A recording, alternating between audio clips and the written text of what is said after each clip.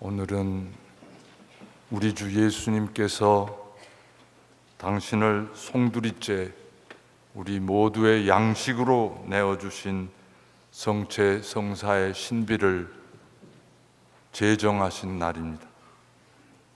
그리고 하느님께서 우리와 맺어주신 이 새로운 사랑의 계약을 영원토록 거행하면서 기억하도록 거기에 봉사하는 사제직을 제정하신 날입니다.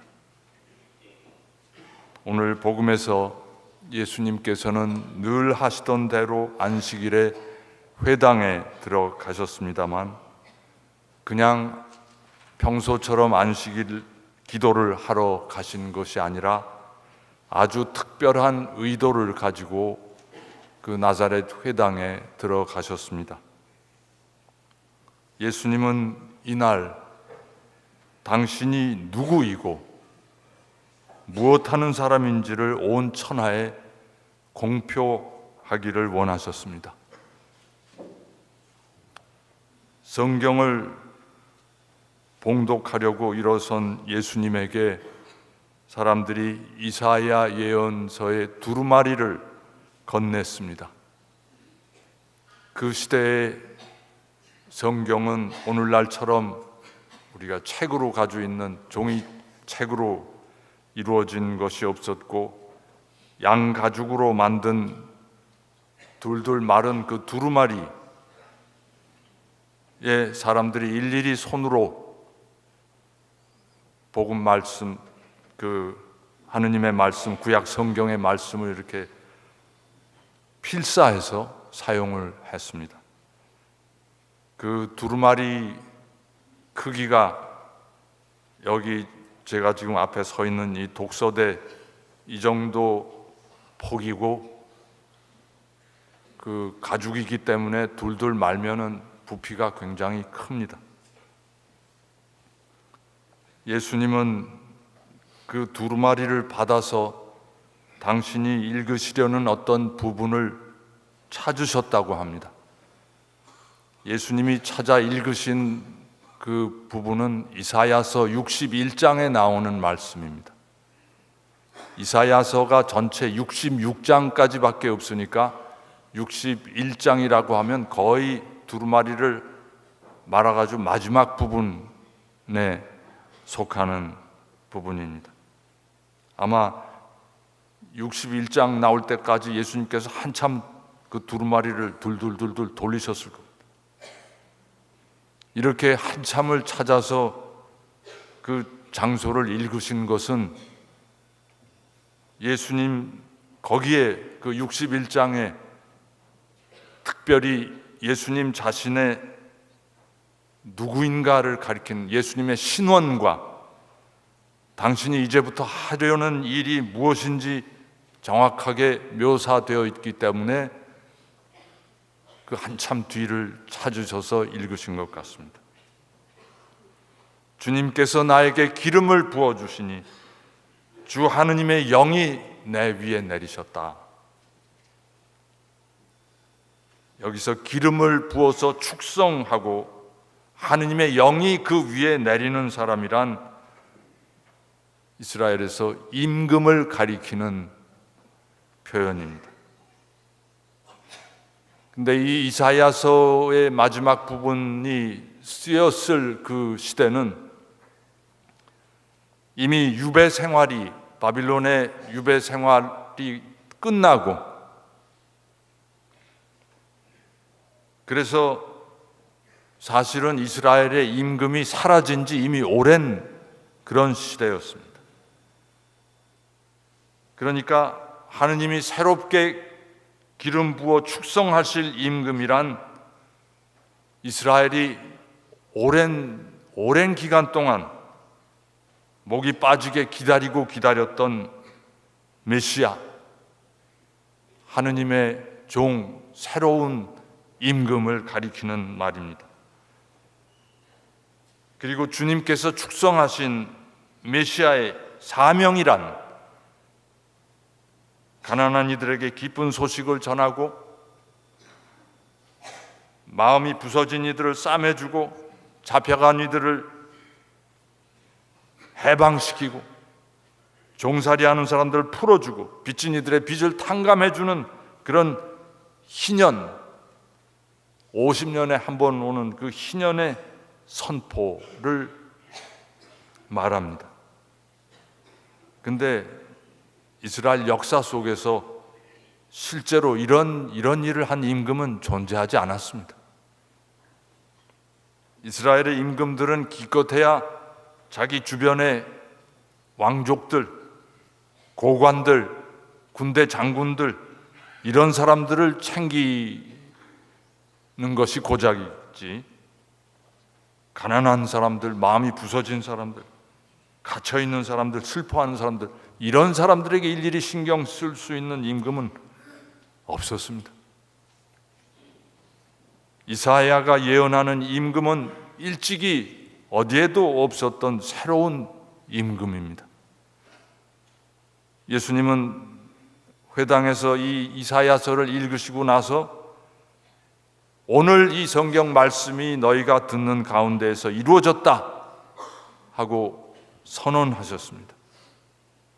그리고 예수님은 당신 이 말씀대로 이때부터 본격적으로 가난한 이들, 세상에서 손가락질 당하고 차별당하는 이들, 슬퍼하는 이들, 몸도 마음도 병들어서 정말 치유와 위로가 필요로 한 사람들, 이런 사람들을 찾아 나서셨고, 그런 사람들을 대상으로 당신의 기쁜 소식과 또 치유의 기적을 베풀어 주셨습니다. 예수님이 이 복음 선포를 보좌하도록 뽑으신 12 사도들도 주로 그 이스라엘 북쪽 변방의 어부들, 세리 출신들이었고, 예루살렘의 그 12명 가운데 예루살렘의 학자들이나 명망 높은 사람들은 하나도 없었습니다. 예수님은 그 12 사도를 파견하시면서 이렇게 말씀하셨습니다. 가서 하늘나라가 가까이 왔다 하고 선포하여라. 앓는 이들을 고쳐주고 죽은 이를 일으켜주어라. 나병 환자들 깨끗하게 해주고 마귀를 쫓아내라. 너희는 거저 받았으니 거저 주어라. 그리고 예수님 공생활 대부분도 바로 이 아픈 이들을 고쳐주고 몸과 마음이 악의 세력에 사로잡힌 이들을 해방시키는 일에 전부 소일하셨습니다. 예수님의 사제직, 그리고 사도들의 사제직,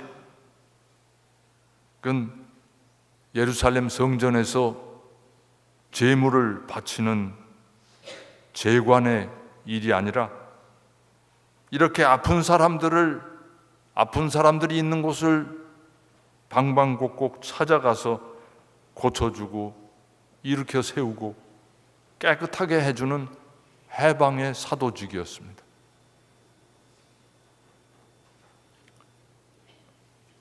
여러분들은 역학이라는 말을 이렇게 들어보셨을 겁니다. 제가 역학이라고 하는 것은 사주팔자 보는 역학이 아니고 그 질병의 원인이나 그 질병이 어떻게 변화되어 가는가를 연구하는 그런 의학의 한 분야를 가리키는 말입니다.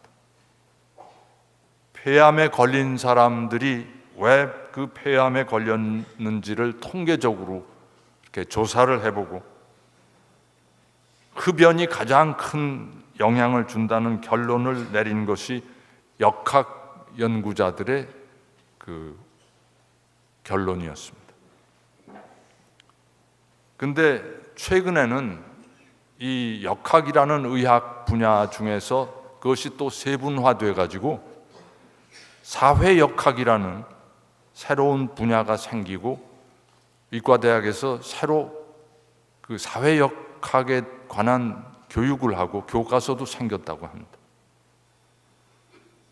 그것은 질병을 일으키는 그 원인이 단순히 어떤 독성 물질이나 아니면 세균만이 아니라 우리 인간이 살아가는 사회 환경이 상당히 작용을 한다는 그런 그 논리에 의해서 새로 구축된 학문이 이 사회역학이라는 학문이라고 합니다.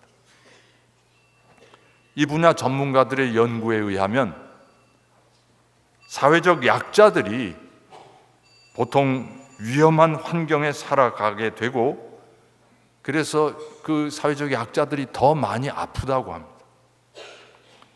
고용 불안에 시달리는 비정규직 노동자, 그리고 소득이 전혀 없는 노인 계층들, 그리고 차별에 노출된 결혼 이주 여성, 그리고 성소수자들, 이런 분들이 더 일찍 죽는다고 합니다. 사회역학을 전공한 한 그 대학 교수분이 쓰신 그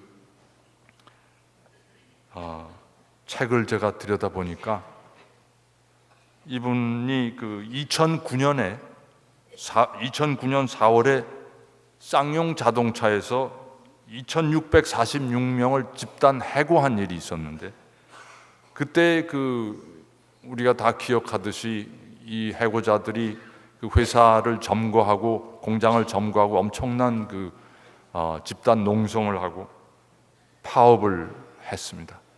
그때 파업에 참가했던 노동자 208명을 대상으로 이 교수분이 그 연구를 하셨습니다. 근데 그 연구에 의하면 그 파업에 참가했던 208명 중에 105명이 소위 외상 후 스트레스 장애를 앓고 있다는 사실을 발견하였습니다. 근데 이 교수가 그 208명을 한 명 한 명 조사한 그 조사 방법을 그 전에 미국 의학계에서 같은 방법으로 전쟁에 참가했던 군인들을 대상으로 연구를 한 기록이 있습니다. 근데 그 연구에 의하면 이라크전에 참전했다가 이라크 군의 포로가 되었던 미군의 그 48%가 바로 그 외상 후 스트레스 장애를 앓고 있다는 연구 결과가 있었습니다. 그러니까 그 같은 연구를, 같은 그 방법론으로 연구를 한 이 김 교수가 처음에 그 이라크전에 전쟁 포로가 되어서 이루 말할 수 없는 고문과 폭행을 당했던 그 미군이 48%가 외상후 스트레스 장애를 앓고 있는데, 이 수치보다도 높은 그 50.5%나 되는 외상후 스트레스 장애를 쌍용 해고자들이 앓고 있었다는 사실에 깜짝 놀란 것입니다. 자기 조사가 처음에 잘못된 것이 아닌가 하고 의심을 했다고 합니다. 어쩌면 해고자들 파업에 참여한 이들이 그렇게 그 전쟁 포로로 붙잡혀서 막 두들겨 맞고 온갖 고문을 당한 그런 사람들보다도 그 스트레스가 심했을까 의심했다고 합니다. 근데 2009년부터 2018년 사이에 이 쌍용 해고자들 중에 30명이 죽어나간 사실을 보고 자기 연구가 틀린 것이 아님을 확신했다고 합니다. 더구나 그 죽어나간 30명 중에 15명이 자살이었고, 나머지는 뇌출혈, 심장마비, 당뇨, 합병증으로 죽었습니다. 그 스스로 목숨을 끊은 15명은 목숨 끊기 전에 각종 그 불면증과 불안감과 고립감 그리고 악몽에 시달리다가 결국 그런 마지막을 맞았고, 나머지 그 뇌출혈이나 심장마비, 당뇨 이런 것을 심하게 앓던 그 사람들도 보면 실직으로 인한 여러 가지 스트레스, 제일 먼저 수입이 한 푼도 없다는 사실, 그리고 끊임없이 이어지는 회사와의 갈등, 그리고 갈수록 늘어나는 부채, 이런 것 때문에 엄청난 그 스트레스를 감당 못해서 그게 몸의 병으로 이렇게 옮아갔다고 합니다. 근데 한 가지 놀라운 일은 덕수궁 앞에서 여러 해 동안 우리 사제들과 또 수녀님들 또 신자들이 이 쌍용차 해고자들을 위한 미사를 그 광장에서 이렇게 봉헌하는 동안에는 자살자가 한 명도 없었습니다.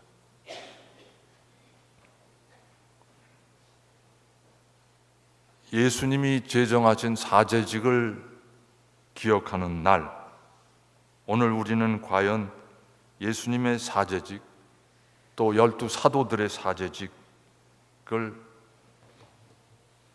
우리는 잘 계승하고 살고 있는지 성찰하면 좋겠습니다. 우리 제주교구에 그 마음이 어려우신 분들, 힘든 분들, 죽을 것 같은 그런 생각이 드는 분들, 이런 분들을 위해서 상담소를 설치한 지 10년이 훨씬 넘었습니다. 마음이 아프고 고달픈 이들이 많이 찾아옵니다. 근데 2013년에 통계를 보니까 2013년에 우리 상담소에 내담하신 분들이 500명 정도였는데 5년 후인 작년 2018년에 2,000명이 넘었습니다. 4배로 폭증했습니다. 왜 이렇게 이 수치가 무엇을 의미할까 하고 참 저도 놀랍게 이 결과를 보았습니다. 아마 그동안에 신부님들이 이렇게 그 고백성사 때 많이 여기를 상담소 소개를 하셔서 이렇게 교우분들에게 많이 홍보가 돼서 그런 부분도 있겠지만, 그러나 그보다는 저는 갈수록 우리 사회가 너무 아픈 사람이 많아서, 이 영혼이 아픈 사람이 많아서 이런 그 급증의 수치를 보이는 것이 아닌가 하는 생각이 듭니다. 우리 사회가 계속 경제 발전만을 지상 과제로 여기고 살아왔습니다. 그래서 모두가 다 돈 잘 버는 인류 대기업 직장에 들어가기를 원하고, 그러기 위해서 엄청난 경쟁을 하고 치열한 학력 전투를 벌이다 보니까 우리 국민 전체가 스트레스 과잉 상태에 점점 더 깊이 빠져 들어가는 것이 아닌가 하는 생각이 듭니다. 그래서 아이들에서 노인에 이르기까지 모두가 몸과 마음이 너무너무 아프기 때문에 이런 불과 5년 사이에 상담소 내담자가 4배씩 증가하는 이런 현상을 우리가 맞고 있지 않은가 생각합니다.